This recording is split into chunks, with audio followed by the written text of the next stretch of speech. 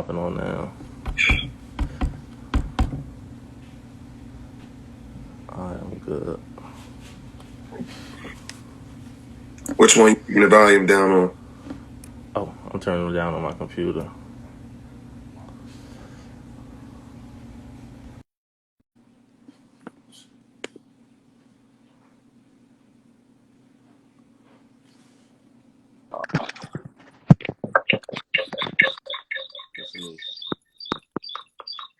Oh, Still echo? you got your computer all the way down? I turned it down. I got the phone all the way down. I'm gonna turn the computer on. Hopefully they not hearing the echo on the Facebook. Alright, we back for the final episode of The Last Dance recap. The last one. It's been a great journey. Thank you for people that's been tuning in the whole time. As they are reopening stuff, we ask that you still, stay safe. Just be just as cautious as you were before. They didn't open it up because it's safe. They opened it up for money purposes. So just keep that in mind, man. Do what you have to do, especially those who go home to, older people in the house. Do what you need to do to keep those people safe and healthy. Again, this is our last episode, 10 parts, 5 episodes. We're gonna ride. Yeah. Where should we start it off tonight? I don't even have my notes up. I got it. It's note one for me was the KD doc. I don't know if we wanna I just want to tell everybody too that's watching, because we're not able to get to the barbershop right now. We're not able to do this roundtable discussion. So our group message has been outlandishly lit, and a lot of arguments, a lot of finger pointing, a lot of disagreements. So we here, if you got an opinion, put them in the comments. Yeah, for sure. With anything we saying, put them in the comments. But do you want to talk about that KD joint at all? Yeah, let's hop in that. The KD, the basketball county in the water, it was a really good one. It was great, actually. 10 out of 10. They only had 52 minutes, so I salute them for getting all that in 52 minutes. The history, the background of it, coming from DC, the music behind the culture, touching the players. Again, they couldn't touch everybody. With 52 minutes, you're only gonna touch so much, but it was great. I thoroughly enjoyed it. Informative, educational. I will say we was both upset that it was only 52 minutes. I even had my pops watch it. I sent it to the rest of my family because it I don't want to ruin it for anyone that watch. But yeah, I mean, you talking about how basketball became so prominent in Prince George's County in the area, and then how we able to dominate across the country. So if you can watch that basketball county, it's in the water. I mean, they didn't get everybody, they didn't get everything, but it is very, very, very good. So especially you local hoopers. I mean, me and Mike are both people that study history and different. He's more of the basketball historian of the two of us, but we like to pay homage and understand how we got to where we are today. So that basketball county did a good job of that. Yeah, and then you get a chance, just check it out. If you haven't checked it out, please go check it out. Like it's really, I was very critical of it before it came out, but I completely changed my mind once I saw it. So please go check that out. But yeah, let's hop into this last episode of this documentary. What was our first note? There Reggie Miller. Reggie Miller was a dog. I mean, I know it's a generation who might not know, they just see him on, maybe one of the worst broadcasters on TNT, but Reggie Miller is a dog on a basketball court. He was competitive like Mike. He didn't fear anybody. One of the best shooters to ever do it. He just had that dog in him. He was cold-blooded, and you saw that. Like, he just had that dog. So I definitely, I'm glad they really got to show that, because, a lot of people like to downplay it. Mike ain't had no competition at the guard position. There were some guards out there, and, they couldn't touch all of them. Mitch Richmond, Ray Allen was on his way coming up. It was a lot of dogs in it they didn't really get to touch on, but I'm glad you got to see Reggie and Mike go at it. I liked when they went back in time and they showed, Reggie had the better first half, and he gave that he trashed off MJ and MJ Yeah, the game. So I thought that was cool. I mean, me and you both are Reggie Miller fans. We like that he had the ability to entertain and trash talk. So I am glad that they covered him. And he said I was not. He was thinking we about to retire Michael Jordan and the Bulls, and that's the mentality you gotta respect as an athlete, as a competitor. So many people feared him or held him to that pedestal, but as someone's competing against him, you wanted him to have those opponents because then they wouldn't have been able to bring that out of him. yeah. Reggie, he was definitely one. It's a small percentage of people like Reggie, so gotta respect it. You can't be a Reggie Miller or Pat Ewing fan. I don't know about that. Can't be on both sides. I don't know. I know Indiana has a strong fan base. That one lady behind the bench in Indiana. Did you remember she was just yelling? Yeah. She was a diehard. But I don't know too much about. I know they have strong fan bases. You're probably right. You can't be on the sides. But the thing is, which I love about Michael Jordan, he kept both of those guys from getting a ring. So Great player. you may have to pick a side, but those sides have something in common. Mike kept them from getting the ring. We talking about Pat Ewing and Reggie Miller. We're talking about MJ greatest or some of his greatest adversaries. Yeah. The Steve Kerr story, like honestly, outside of Michael Jordan, he had the best side story in this documentary. To me, personally, like the way they came in, the John Paxson comparison, even to, like a similar situation on the line, to them talking about his dad. We talk about this all the time. The timeline going back and forth, it was just perfect. Steve Kerr's story was perfect. And I applaud them for putting that in because, the last two episodes, they just finished those recently. So I'm glad they took their time with putting that together. And it was really informative. Steve Kerr was somebody, everybody remembers Steve Kerr getting punched in the face by Mike, but he had some dog in him too. Like, that's tough. It's tough. They made fun of my bad, go ahead. I said that is the most famous Steve Kerr story. I didn't know that. What happened to his dad, and how they presented it in the documentary, it made him relatable to Michael Jordan. And they asked him specifically, did they ever talk about it? And he said no. And you understand that, you felt that, and they did a good job of something me and you talked about. The documentary's been great, and they've done a great job of touching the emotion of the audience, the viewers. So Yeah. even if you knew some of this information, just how it's presented and packaged. Seeing it, is one thing. I read a lot of this stuff, but seeing it it's so different. It's so different. Before they even got to Steve Kerr dad, it was coming. Like, you could see it in his eyes, like it was coming. So it was just like seeing it brings a whole different perspective to it. Mm-hmm. So basically, Reggie struggled with Phil Jackson. I like that, Chandler. He did struggle with Phil. Couldn't beat him in LA either. I mean, Chicago had the best coach of all time and the most underrated GM of all time. We're going to get to that. Slam. Arize over Slam. Shout out to my guy. Before we get to that, let's talk about the food poisoning.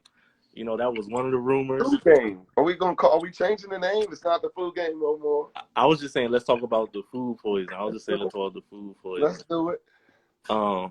That was one of the rumors, for a long time. It was the flu? Was it food poisoning, or was it a hangover? They got it out there. I think it's wild that he ate the whole pizza and no one else ate it. And seeing those guys come to the door 5 deep, I probably would have never took a slice. But he said he was hungry, so. And we talking about discipline. We've been talking about discipline. We talk about McDonald's. We talk about, I ain't gonna say the other stuff, but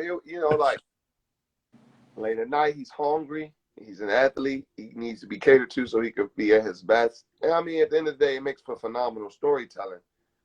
If that didn't happen, he probably has an even better game, or he doesn't dig that deep and know that he has that in the reserve.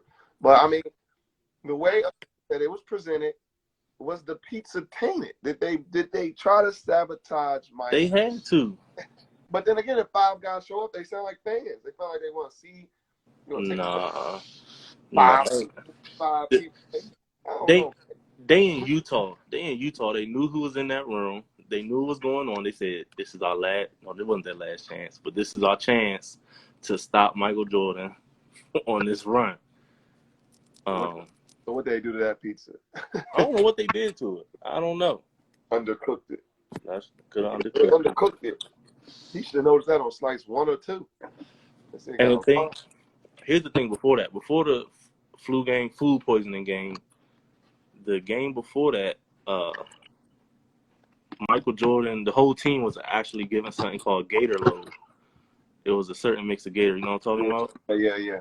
So really, they could have got the Jazz out of there easily outside of those two incidents, crazy incidents. But I just think that's a great part of the story. That They was probably, a prototype of a Gatorade product, right? yeah, it was heavy in carbs, so they said they were real sluggish, had stomach ache, stuff like that. But yeah, the food poisoning game. I mean, I never had food poisoning. I've seen people talking about it, and it sounds like it's one of the worst things you could ever experience. So him playing through that might be a little bit tougher than the flu. I mean, I never had the flu either, so I can't call it. I mean, I don't know. I think again, it goes back to why Mike is the GOAT, is because these athletes ain't eating pizza. Their diet is strict. They're training. Again, Mike risking it for McDonald's pizza. That just shows you where he made up for in the other areas. You know? For sure, yeah. The night before a game, you eat a whole pizza. Like, what's wrong with you? Yeah, I mean, again, the sport I come from the wrestling sport, so you gotta weigh in, but like that's like, And his trainer Tim Grove was in the room. yeah. See, now Tim, I forgot Tim was there. That's Tim. Tim should take some responsibility for that. Tim was wild, but I mean, I just think that, like, again, that's one of the shoes, the legacy that came along with the flu game. Now it's I don't know if they're gonna change it, but it was food poisoning. That's tough. Mm-hmm. That's tough. Mm-hmm.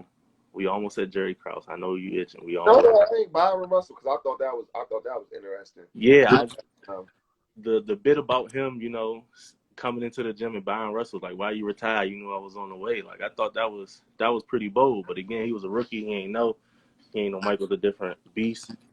Byron Russell said that you talk to your older brother or somebody like that when you don't expect them to come back. Yeah. Michael Jordan's just a sick, insert the word right there, because like, bro, like you held that over his head, and that's the type of competitor that makes for a 10-part documentary series for entertainment. It's crazy.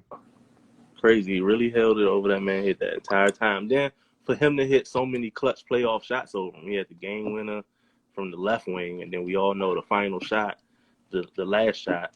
So he really took it personal, and he got him back. Mm-hmm. Secret story. So we here, and we definitely, for all the viewers out here, please hit the comment. Please hit the comments, because I don't want to sound too biased toward my guy, but I think I am. Maybe I just need to hear somebody else's opinion. Jerry Krause. Present it properly. Don't try to sway the audience. I'm not gonna sway the audience. Okay. I'm just gonna ask the question. Is Jerry Krause one of the greatest GMs in the game, or one of the most underrated GMs ever? And if you feel neither, if you feel like he garbage, just put the trash can emoji. Deserve no credit. You know what I'm saying? I feel like he's underrated at this point in time. In my opinion, I ain't trying to sway nobody, because So I mean, we kind of talked about it, but I need to know, like, these specific reasons why you would call Jerry Krause underrated. Well, you asking me, or you asking the comments? You, the viewers, anybody. Okay. Well, first of all, again, you don't hear Jerry Krause's name ever when you think about that era. Number one. Number two, you don't hear Jerry Krause's name when people talk about GMs. Again, I mean, he acquired Scottie Pippen. He Okay. did. He In did. a draft day trade. It's not like he just got Scottie Pippen. It was a draft day trade with Seattle. He scooped up Horace Grant a few picks later. Let That's me. one. I'm a pin it for our viewers. That's one sweep. He got Horace and Scottie in the same draft. It was Krause who pulled Phil Jackson from the Netherlands. He wasn't even in the league. From the Netherlands. Wherever he was at. I was just saying, Yeah, I got you. he was, he believed that Phil should be the head coach. Then there's Tony Kukoc. I'm not saying how he acquired what he did, how he did it was the best way but he was effective. He was effective, and I just felt like I feel like this docu-series, Michael Jordan in particular, the GOAT that he is, I think a lot of people they threw some mud on that man. It was Krause who had the foresight to flip Will Perdue for Rodman and transform the Bulls' interior defense overnight. Okay? I mean, do I need to keep going? And why do I think he's underrated is because of they called him crumbs. They told him to take the diet pills. They told him to prep. If it wasn't like we talked about this earlier, people disrespect at the workplace all the time. Granted, I don't know if technically your subordinates are talking to you. That's possible too. That's probably happening. They were successful, and you never heard him say, "Okay, Baldy." You know what I'm saying? He ain't never ski-boat Michael Jordan. He couldn't reach up there, but I mean, I think he made some poor decisions. I think he could have handled some things better. I think, again, Kukoc got dogged in the Olympics. That was Krause's fault. I think saying it's Phil Jackson last year. Again, I think his ego grew as those players' egos grew, but I think Jerry Krause was disrespected regularly and routinely in the documentary. I'm not saying that's how it was every day-to-day operations during the Michael Jordan era, but you didn't, I think so. I think he was. How about this? If he's not underrated and he's not the greatest, I'll settle for misunderstood. I like that word. See, in our prior engagements, I've never heard the word misunderstood. I like that word. But he was I don't want to call him a genius because the other thing is we study business of sports. So, and we argue about that in other sports outside of, not just like, they argue about football business in our group chat. We even break down how the NCAA handle things, but not the average fan. The average fan's going to identify a coach because everybody at one point in time, almost, if you didn't, he was close to sports and the coach guy is the athlete. But he was behind the scenes making some decisions. Some major moves, too. Some major moves. Big So, move. before I go on my little mini rant, because you did present a lot of good points, and this is why I start to feel bad. Mm-hmm. One more point. Charles Oakley for Bill Cartwright. Okay, that's another good one. You want credit time? Got another friend anytime. So, here's my thing. Rest in peace to Jerry Krause. Okay, thank you. They did paint him the villain, which every good story needs a villain. Yes. He's not here to speak up for himself, so maybe they could have handled that a better way. But he was solid. Nothing more, nothing less. Number one, I don't give Jerry Krause any credit for Phil Jackson. Yes, he was on the bench. He was on the bench. But Tex Winters was the genius behind all of this. If there's no Tex Winters, there's no Phil Jackson moving on, presenting the triangle, none of this. Nobody listened to Tex. Michael didn't listen to him, nobody. So granted, he did make the call for Phil, but if it wasn't for Tex sitting next to him, none of that happens. I can't give that to Krause. Number two. Who got Tex there? Was Tex there before Jerry was the GM? I'm not sure. See, that's why I lacked on my research because I didn't look that far. Okay. Number two, he set back the entire organization for over a decade. They were not relevant again until Derrick Rose came and saved his hometown. All that talk they talked about, preparing for the long term, preparing for the future. They did nothing to prepare for the future except for Tony Kukoc. Like nothing. They had nowhere to go. So you could say, "Oh, we looking for the future. This is an organization. We're trying to do what's best." They didn't set up any move to do anything for the future, but let everybody go. That's all they did. Can I say one thing? Jerry Krause hired Tex as an assistant. Okay, he hired Tex. In Okay. 1985. So okay, I'll give you Tex. I'll give you that one too. Okay. Number 3, and this is the one that has everybody tripping. He literally did no work for Dennis Rodman. And there are 3 main reasons why that is true. Number 1, Dennis Rodman was kicked out of San Antonio. He wasn't getting along with David Robinson. And you knew the Spurs weren't getting rid of David Robinson. They waited two years for him in the Navy. They weren't getting rid of David Robinson. Him and Rodman, they weren't the same. David Robinson, he's a devout Christian. So Rodman antics, off the court behavior, it just didn't coincide the way the Spurs were presented. That was number 1. He kicked out of San Antonio. Number 2, Rodman had nowhere to go. He was only going to a contender, right? Let's think about the contenders. You could send him to Houston. They had Chuck. You could send him to Utah. They had Karl Malone. The Sonics had Shawn Kemp. Hornets had Larry Johnson. Orlando had just got Horace from the Bulls. The Knicks had Oakley. The Pacers had Antonio Davis. Was it Antonio Davis? Yeah, Dale and Antonio Davis. So it was literally nowhere for him to go.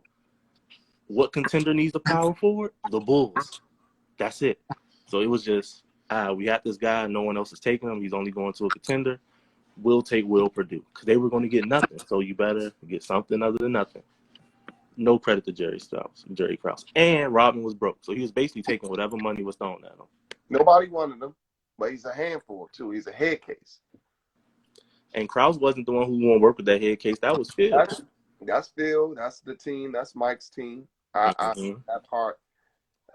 Because, again, he could have if you give Jerry Krause, if you give Jerry Krause credit for Dennis Rodman and you don't have Phil Jackson, who you can give credit to Krause for, who else can manage that? I mean, that's a lot of egos, bro, including Phil. And Jerry had one as well. That's all I'm saying.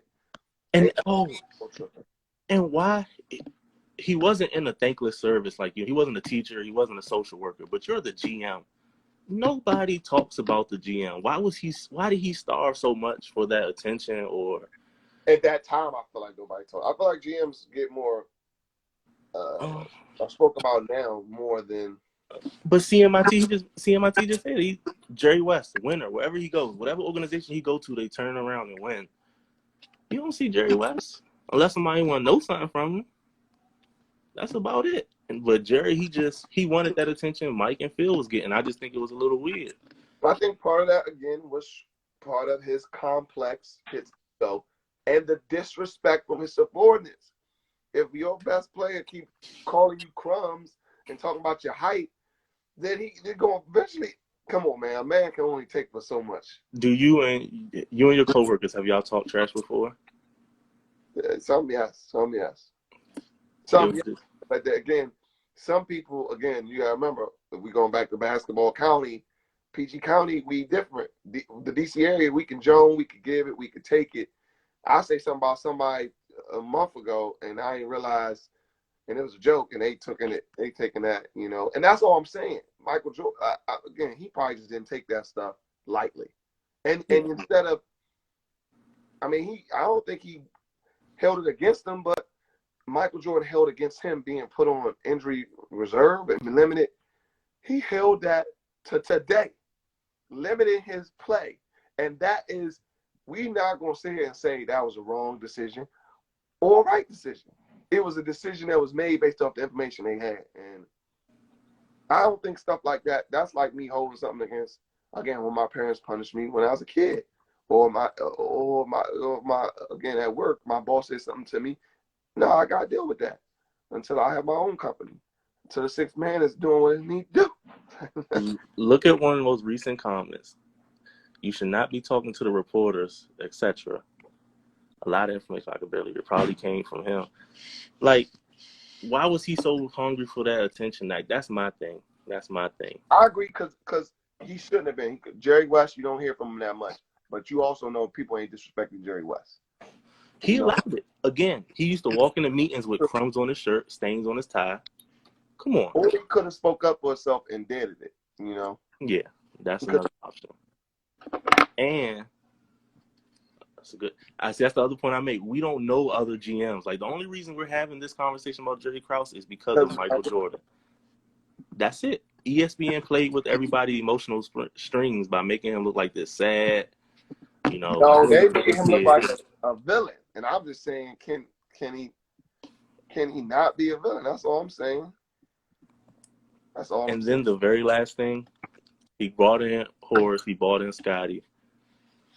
What about Stacey King, Brad Sellers, Olden Polynice? He turned out to be an okay role player, but it's just like, I give him Horace and Scotty, but other than that, when you look at those Bulls rosters, man, they were horrible after like number 6 or 7, like complete trash. And that's something I think we overlook. And that's why my argument is, when you have a guy like Michael Jordan, it makes your job a little bit easier. Not taking anything away, but if you start off with Michael Jordan, you could fill in some holes. No, I mean, you could have started. If just, that's like saying, I ain't gonna say it, but if he would have lived in Limbias, you know, I ain't gonna say nothing. But that puts a GM in an easier position, though, right? Oh yeah, Exactly. And Mike, I think things happen again. Mike got hurt. Chandler, I'm with you. After Kukoc, you don't know those guys, and you can sit there and look them up and tell me. When Mike gets hurt, though, it's things that happen in his life that crafted him to be that, you know, that savage. And Jerry, you know, he benefited from that. He benefited from Mike doing that. Jerry Krause might be part of crafting that hungry dog, because when he sat him in the, you know, limited him minute wise, or, you know, he allowed him to go. He okayed him to go to North Carolina and practice. Yeah. There's things that he could have done differently. He could have not got Kukoc. He could have not drafted Pippen. He could have not got Phil Jackson and then said, Phil, you go be the head coach, or got Tex. No, Jordan was a horrible GM. That's my guy, but he sucks. Yeah. He sucks. I don't give him Rodman. I don't give Rodman, and I'll give him Harper. That is okay. Here it is. Jerry Krause, good GM. But I'm not going to give him that extra attention that he wanted. I'm sorry. You're not giving him underrated, huh? Yeah, he did his job. He did his job. Around the GOAT. So, there we have it. Above average. There you go. Above average, for sure. I'll give B-. I'll take that. I think I lost the notes. Utah Jazz. Jazz. Back-to-back L's. Karl Malone.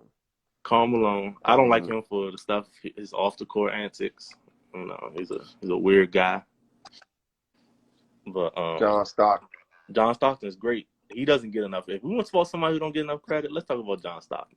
One of the greatest. Another guy that said, I was not scared of Michael Jordan. Yeah. There's no aura. Mm-hmm. Yeah.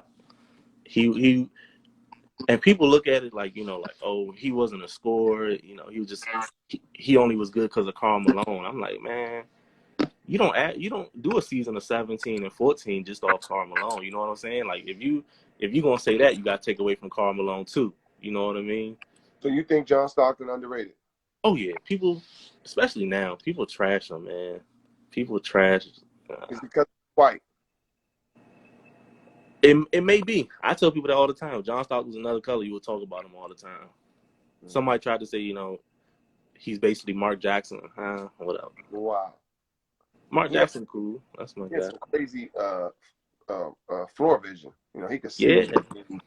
Yeah. He was just so, like, he had that beat. He wasn't scared of Mike, and he never was really rattled. Dynamic playmaker. I mean,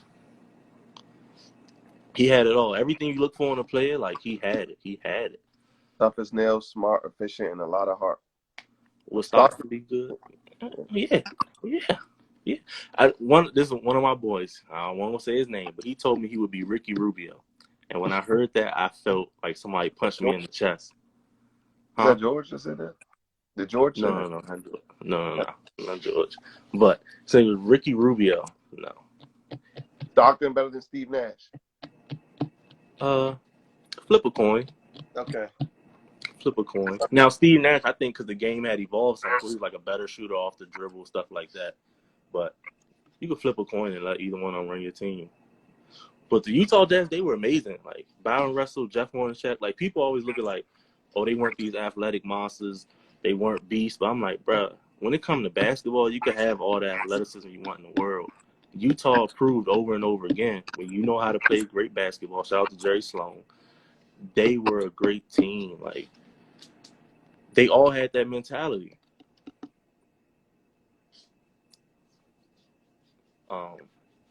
And again, they were one of the teams that fell victim to the Bulls. Like, think about it. If the Utah Jazz had 2 rings, people would look at John Stockton, Karl Malone a lot different. You know what I mean? That's true.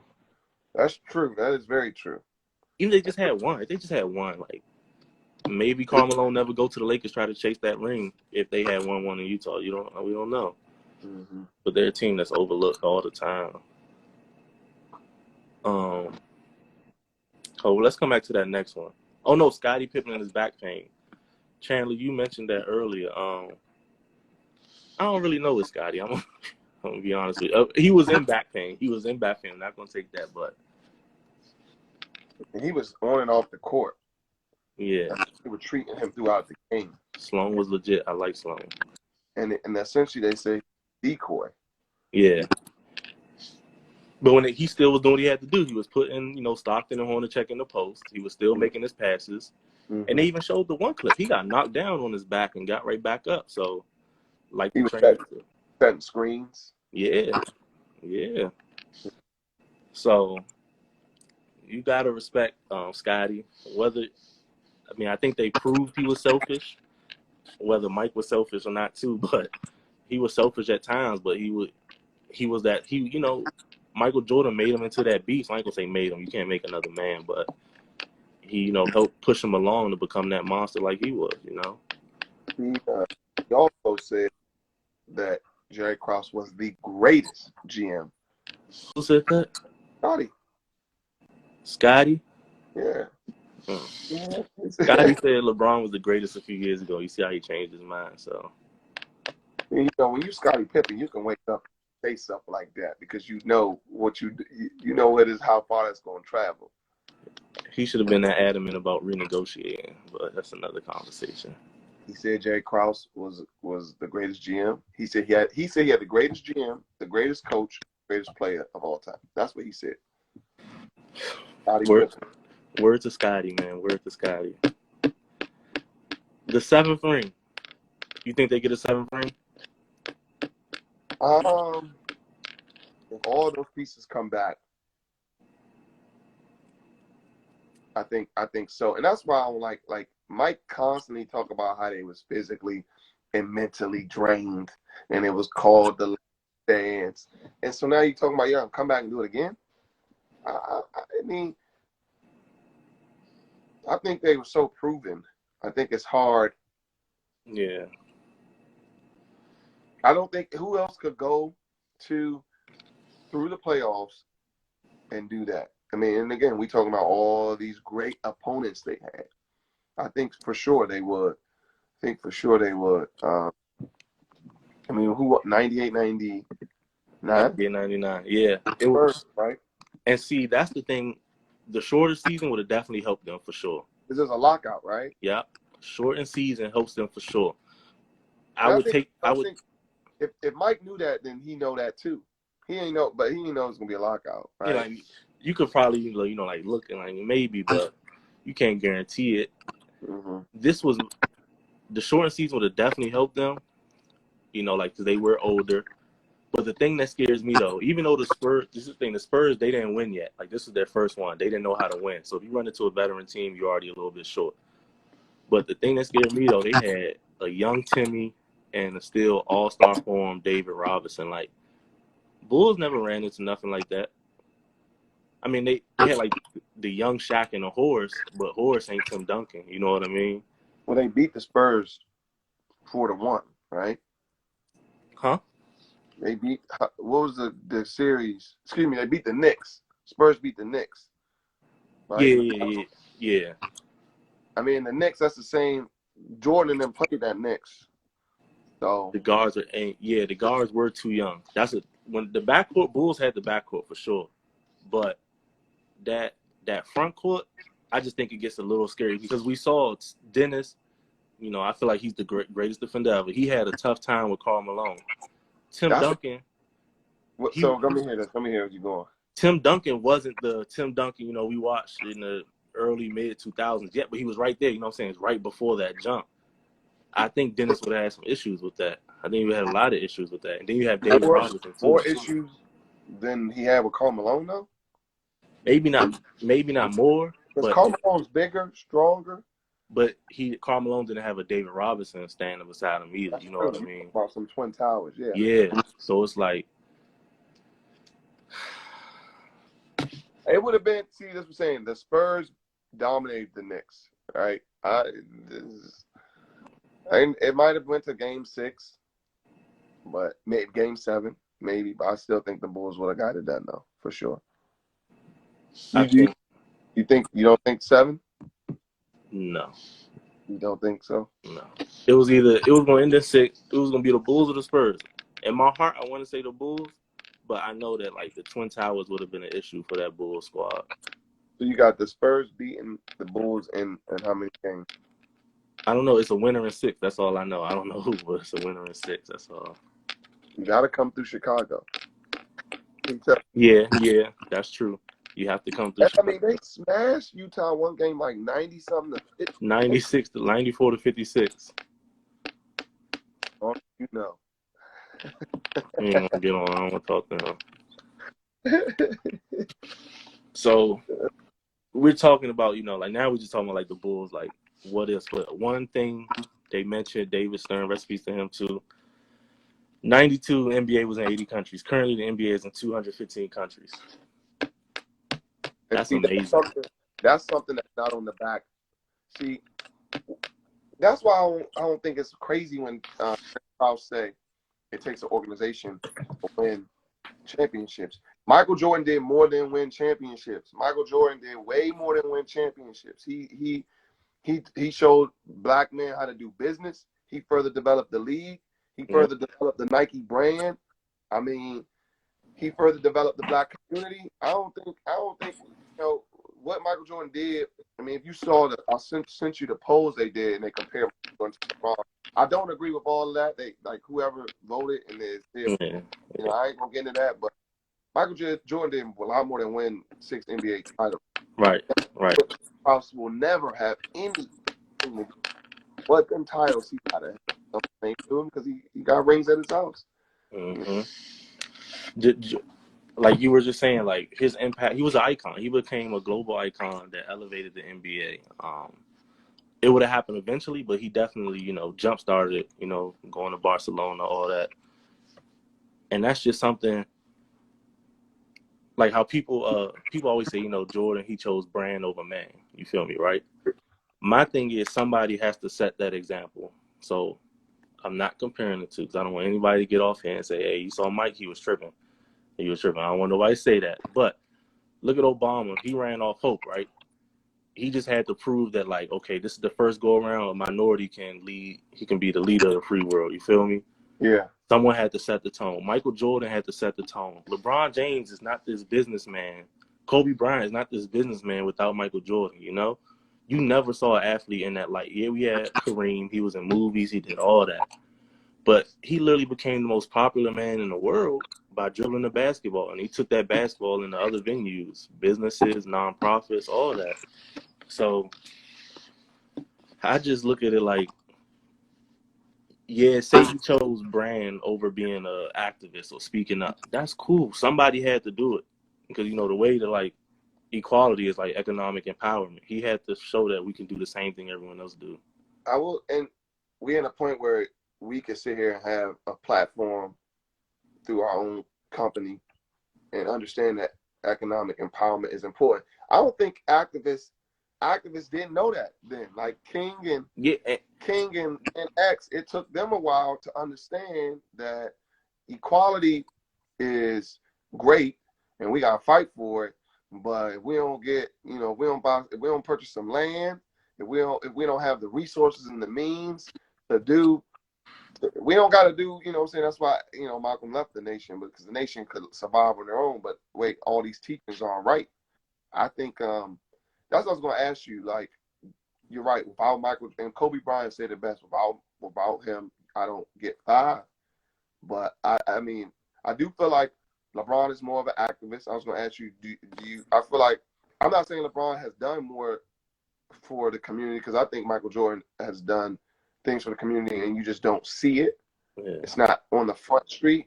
So, and because Michael Jordan's been a millionaire and billionaire for longer than the time frame of LeBron James, I feel like if you go penny for penny, it's not worth comparing, because, they say the purest form of giving is anonymous to anonymous. Yeah. So, well, Hov said that. So, I don't know who said it before him, so he got it from somewhere else. But I feel like LeBron is special in his own right, because it's dangerous to do something for the community or the Black community and be a parent and be in the front of it, Yeah.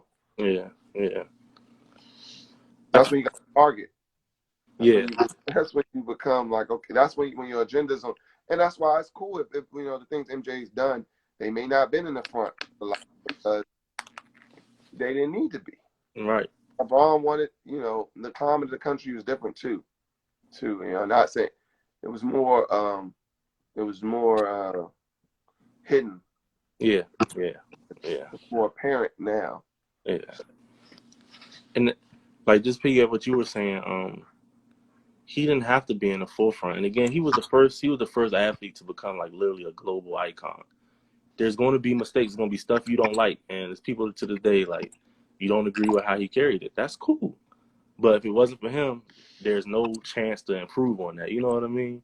Like we had to have a Barack Obama in order to tell, your sons, your nephews, nieces, anybody, your daughter, that you can do it.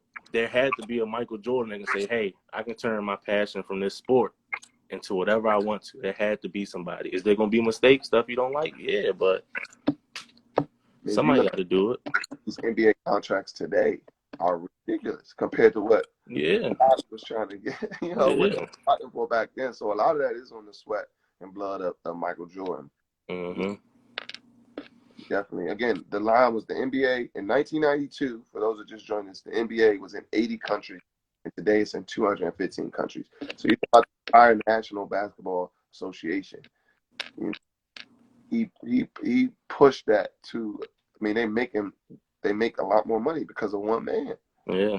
There's a mention one man, and ultimately, there's probably part of Jerry Krause that saw that, and part of him envied that.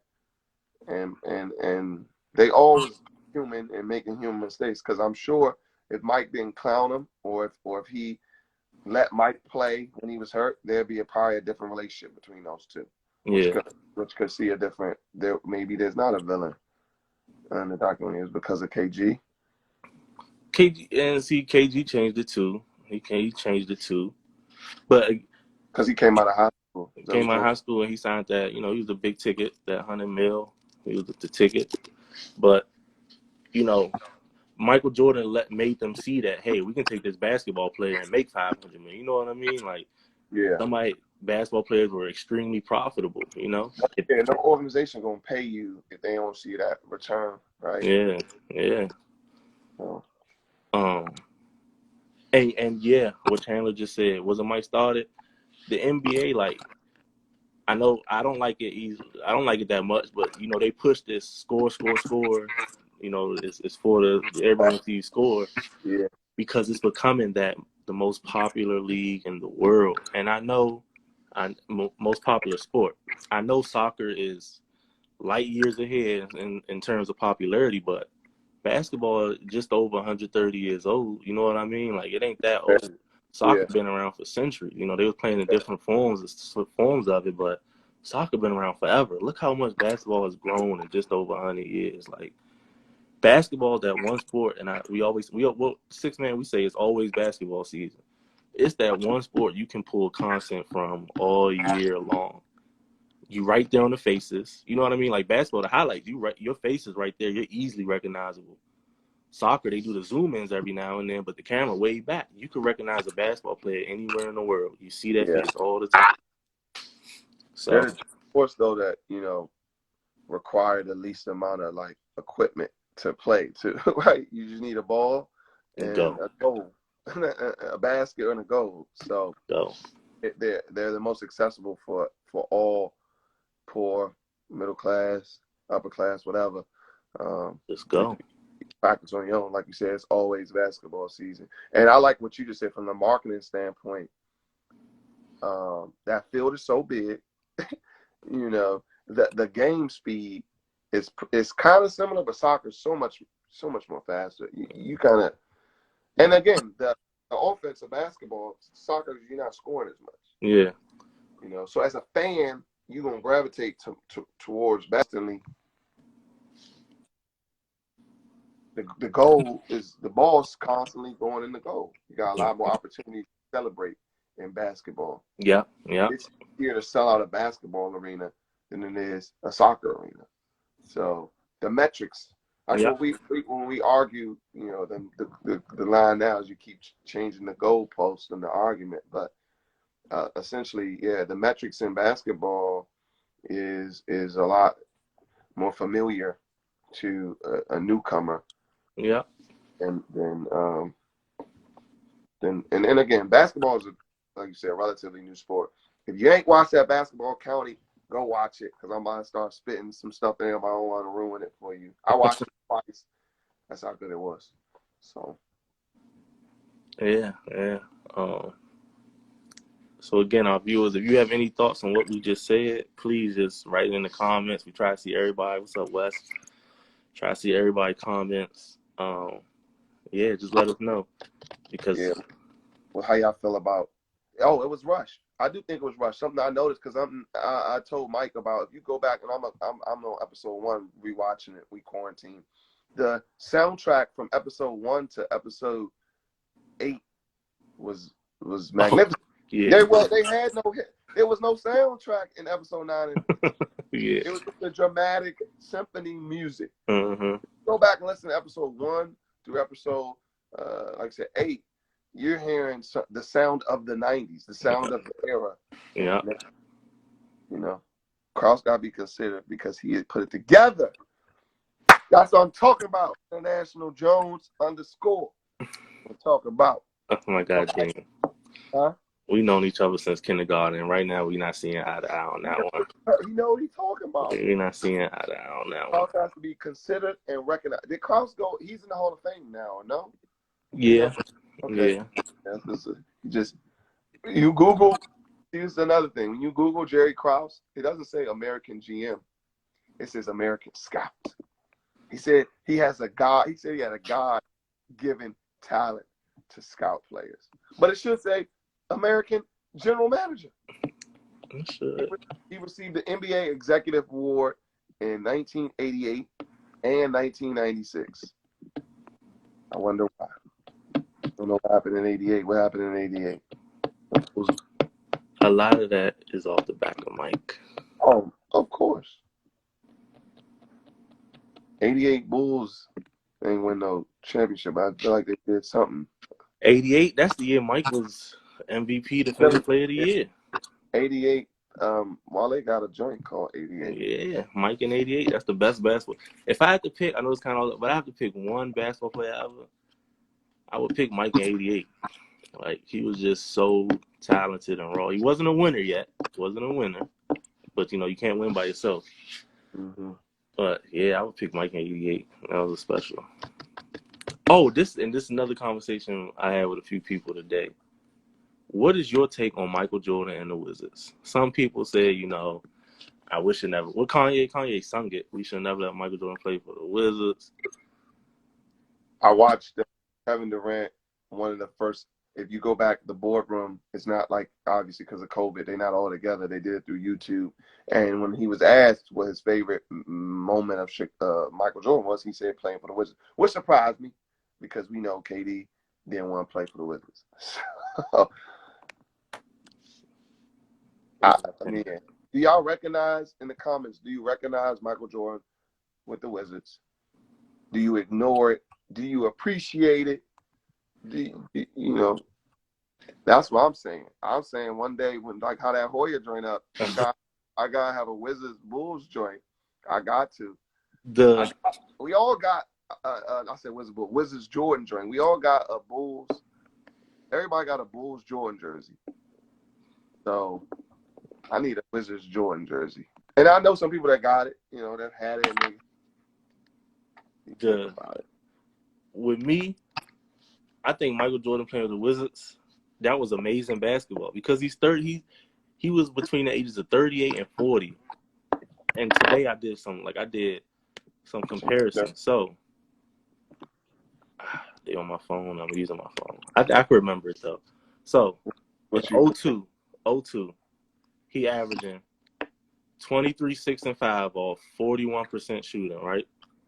Yeah, 22.9. You said 6 assists. 6 balls or 6 assists. I think it was 6 balls. 5 assists and 5.7 rebounds. So when you look at that 02 All-Star team, you had guys like Steve Francis averaging like. Oh, why is he trying to hate on Steve? No, I'm just naming All-Stars. Okay. I'm just naming All-Stars. Okay. I don't know why these messages didn't sync to my phone. Oh, you know what they did? I texted him, Dean, International Jones. We went through this earlier. And my computer freezing. Come on. How old was he when he was with the Bulls? When he was with the Bulls? Yeah. I mean, that's between the ages of what? 21 and whatever he was when he left. All right, so peep this. I really want you to peep this. 2002 All-Stars, right? Antoine Walker. He averaged 22, 8, and 5, shot 40%. Baron Davis, 18, 4, and 8, shot 42%. Ray Allen, 22, 5, and 4, 46%. Steve Francis, 21, 7, and 6, 42%. But we have this 38-year-old averaging 23, 6, and 5 off 42% shooting. That's amazing. These guys are 23, 24 years old, like going into their prime, and he's putting up numbers just like them. We don't see 38, 40-year-olds doing that. He put up 50 back-to-back nights. Like, how old was Kobe when he retired? When he retired, 2016. Yeah. He came into the league at 17. He turned 18. So 20 years later, he was 37 or 38 when he retired. He averaged 17 that year and 22 the year before that. You see what I'm saying? Like at 38 years old, those are great numbers. People always say, "Oh, it's the high standard of Mike." Like, bro, you talking about somebody 28 years old comparing to somebody 38 years old. You have to let that go. Like, it come no higher. LeBron.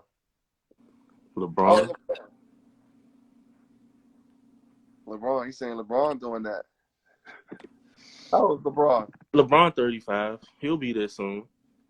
And that's what I'm saying. And see, before coronavirus, right before we get on quarantine, all this, every time you turned on ESPN, what was the first thing you heard? LeBron is 35 years old, doing this, doing that. But when it's 38-year-old Michael Jordan, oh, he wasn't the same, bro. He's 38 years old. He's 40. People out this is my thing. This is not personal with anybody, but you're 40-year-old now. Average 40-year-old, you cannot beat your son in basketball. And we're talking about a 40-year-old. I don't know how old your son is. If your son is high school. Yeah, like your son is average. He's not going to the league, and you can't beat your son. And we're talking about a 40-year-old who's still one of the top 20 basketball players in the NBA. Like, it don't even make sense. Mike won a ring at 35. Bam. See, that's my guy, Greg. But Greg wouldn't hop on and get this smoke, him and Rob. They want creep in the comments. And look, Vince, you could say Vince. Vince played straight through. Mike retired. But Vince wasn't doing no numbers. Vince ain't put up numbers in a long time. Like a long time. He'll have a game now. Phenomenal, though. He's phenomenal. He's phenomenal. He's not putting up them statistics. You're right. Mike was averaging that. And you can look on the All-Star team now. I think Siakam in Toronto, I think he averaged 24, 7, and 5. That's not too much better than what Mike just did. Like, people are getting praised for what Mike did at 40 years old. Plus that Wizards colorway on them Jordans back then was something. And that's team. He was a perfect player, man. I know, perfect player. Longevity. Mike did take some nice breaks. He took some nice breaks, but this is what I always combat it with. People you could discredit the Wizards. Don't give him credit for Wizards. That make my argument even better. If he was with a better team, If you take away the Wizards years, people still not catching up to what Mike did. They may surpass him in points, but people really be chasing Mike first 13 years. They not chasing Mike with the Wizards. They chasing that first 13 years of Mike. Like, they chasing those 5 MVPs. They chasing those 6 rings. They chasing those scoring titles. They chasing the Defensive Player of the Year and MVP. Like, come on. Take away the Wizards years, by all means. If you take away the Wizards years, that means Mike is the greatest by far, because you couldn't do what he did in 13 years. If you take away his career, because his career he averaged 30, and if you take away them last 2 Wizard years, it was almost at 32. Yeah. And like 35 then 30. That's like, I mean, I don't know. I know it's all opinionated, but like, we got a friend that believes Len Bias would have been better than Michael Jordan had he lived. Yeah, we're gonna have to really hop on and have that, because that is a conversation that I love. I love Len Bias. I love PG County. Do you love PG County, Mike? But there's one thing that people may take the wrong way, but it's the one thing that will never make him, or potential to be greater. Discipline. Listen, you love PG County, but I just want everybody to know, me and Mike, family roots is from the Carolinas. So don't let him fool you with this Len Bias. Look, if you Bias or MJ, come on in the comments with it right now. Let's do the poll. Bias or MJ? If Bias lived, who's better? Professionally. And like someone just said, you never know. He never went pro. West said, you never went pro. I get it. But throughout this documentary, we saw that Michael Jordan was the strongest player mentally in the world. He had a mental aspect that no one else could touch. Except for a large pizza late at night. And he defeated that too. He defeated that. He defeated food poisoning. No, you're right. No, that's true. When you put it like that, he defeated that. That didn't stop him. Not even himself. Len, and again, discipline. It's the one thing that Michael Jordan had, and I just think that took him further than everybody else. I mean, you didn't see it again until Kobe. Yeah. Discipline that we know of, because, again, you had the coach and the teammates and the program, the organization to have that type of career. Facts. I think nobody will ever get 6 rings again. I don't think. I mean, who's the last to get 5 is Kobe and Duncan, right? I don't think nobody's got 5 since Kobe and Tim Duncan. Yeah. That got 4. LeBron has 3. Yeah. Steph got 3. Yeah, you see how that. Oh, hey, Rodman did have this. It was a different type of discipline, but he did, because he didn't let that off the court stuff affect what happened on the court. That's called an animal. Okay, that's what you call it. Because an animal can play, but when it get hungry, it can hunt too. So he's an animal. He's a different breed. I mean, MJ's a different breed. Rodman is a different breed too, because again, it's how he played the game too, though. Yeah. I love that one sequence when him and Karl Malone are like falling, and they get up and they falling. That was good. I watch it every time, like, wait, is somebody about to fight? And it's like, no, like, we had the NBA finals. Like, no, this is just basketball. I mean, the game is different, right? You got guys looking for fouls and like that, but it's part of the game now. You see LeBron, who did, and that's again, if you watch how LeBron played when he got in the league versus how he play now, he adapted to the evolution of the league, where Michael Jordan evolved the league in how he played. Yeah. So the league changed around him. Now, he might have got bigger, stronger, and changed his body type, but he didn't change how he played. Now, he played in different coaches' system. I mean, that's you got to do that. You don't really have a choice in that. And that caused him to get 6 rings. Hey, look. Again, tell the tape. This is our last one. We thank you people for joining in. It was really engaging. We appreciate all y'all who've been joining this entire time. We only got like 10 seconds. One of our best episodes. Yeah. Continue to stay safe. They didn't open things for you. They opened it for money. Next up, we got Lamar Butler. He was part of that legendary Final Four run by George Mason. Awesome. We about to hop right back in.